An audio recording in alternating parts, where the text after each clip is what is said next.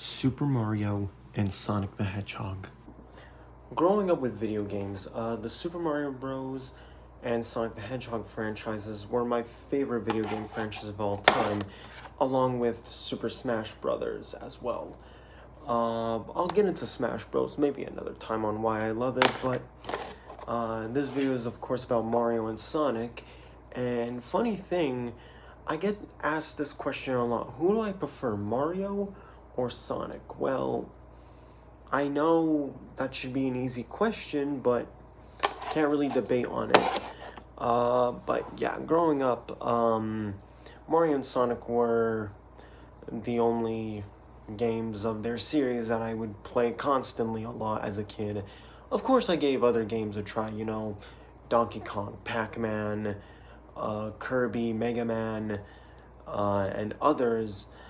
And I do love and respect them, don't get me wrong, but my personal favorites would definitely have to go to Mario and Sonic, of course. And just like they've shaped me into who I am today and my interests for video games and stuff, which is why, I prefer, Nintendo games, Sega games, old school games, and nostalgia. And you can thank these game franchises for that. And of course, same thing with the Super Smash Brothers as well. But here's what I want to talk about today and why I love the little spin-off series. If you played, some of the Mario sports games, like the spin-off titles, Mario Power Tennis, Mario Sports Mix, Mario Superstar Baseball, Mario Super Sluggers, or any, Mario sports game, I think it might have inspired a little something, and that threw Sonic in as well to be a little crossover. And this little series, a lot of people have mixed opinions on, but me personally, I love it. I think you guys already know what it is. Mario and Sonic, the Olympic Games.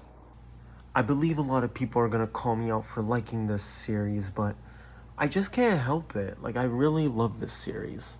So, first off, let me tell you why I really like the Mario and Sonic Olympic Games series. This is gonna be the closest thing that we ever get to a Mario and Sonic crossover game. It is an official Mario and Sonic crossover game, but with that idea and concept, you'd think maybe, I don't know, maybe a fighting game, or, an adventure game, or a platformer, Mario and Sonic teaming up to take down bad guys, like in a platformer game or something. But, they wanted to do a sports minigame collection with the Olympics, which isn't bad, but just like, yeah, I will admit, it is kind of odd, but I gotta give it credit for one thing, though.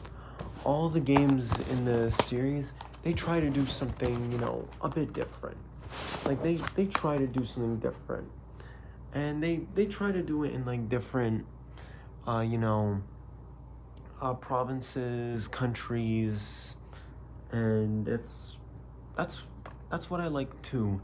And thing is, they also, throw in a lot of different things, like, sometimes different content, and yeah, but I really like and respect it, so I can't argue with that. And honestly, since this is the only Mario and Sonic crossover series, I just learned to appreciate it, honestly. And everybody has their own opinions on this series. If you like it, good. If you don't like it, I'm okay with that either. I'm not here to offend anybody, but this is my personal opinion.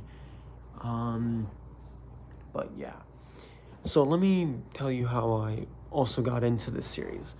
So, like I said, I grew up with the Mario and Sonic franchise as a kid, a lot, and I still enjoy this series, both franchises. And yeah. So one day when I was like 6 or 7 years old, my mom comes home from work. She had a little surprise for me. She pulled out the DS version of Mario and Sonic at the Olympic Games for the Nintendo DS. This was the first game, by the way. I didn't get the Wii version until I was like 13, I believe.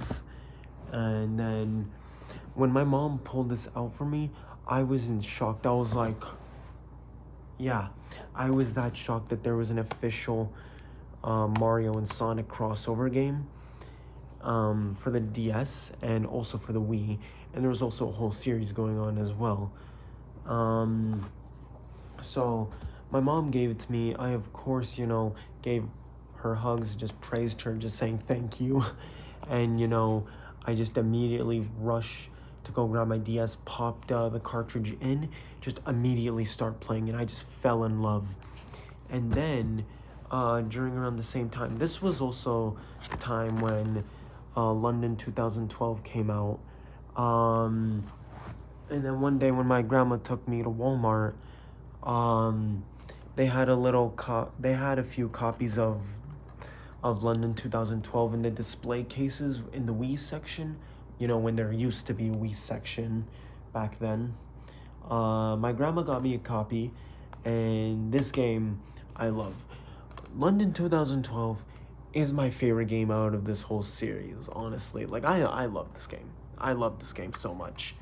Like, it's bright, colorful, the dream events are fun, the regular events are fun.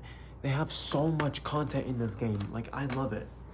And this is the third installment for the series, and I don't care what anybody says, I love this game. I love this game so much. Never understood why it came in this yellow case, but hey, I'm not to judge, but it looks cool though.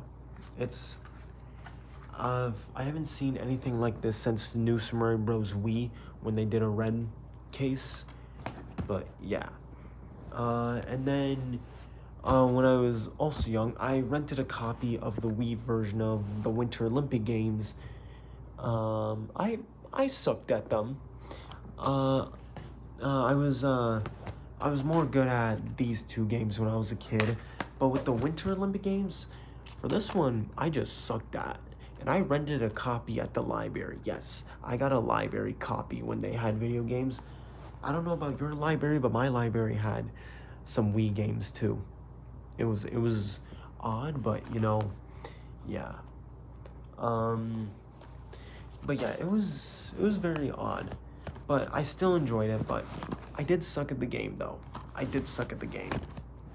Oh, and now for the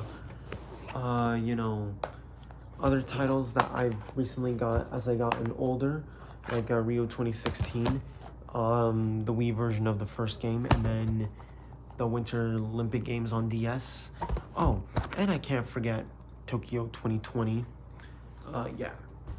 So, when I was playing these games, I haven't touched them in years, as I've gotten older. Then recently, in like 2019, I got Tokyo 2020 for my Nintendo Switch, and I loved it. I really liked it. I mean, yeah, there are some issues in this game. May not be as, content filling as the other games, but, still enjoyable. And then, like I said, when I was like 13, I got the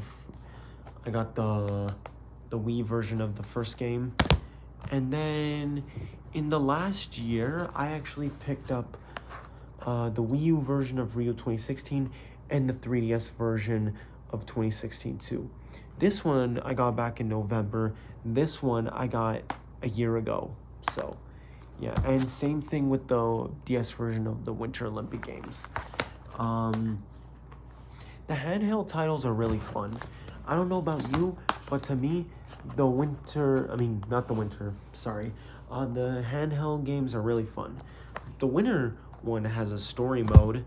Same with the Rio 2016 version for 3DS. And yeah, but this one doesn't. But I think London 2012 for 3DS also has a story mode. Speaking of that, I've not yet to get a single copy or play it yet. Only played the Wii version. And to be honest, I also haven't played Soji 2014. I heard a lot of bad things about Soji 2014, but my curiosity is getting a little bit of the better of me, just to play it and own it in my collection, since I got Rio 2016 for Wii U. And this is a rare game, by the way, for Wii U, just letting you know. But yeah. But that's all I gotta say for the Mario and Sonic at the Olympic Games series. Like, I love this series. Like it really doesn't matter what each installment has. Like, for the handheld games, they're all different.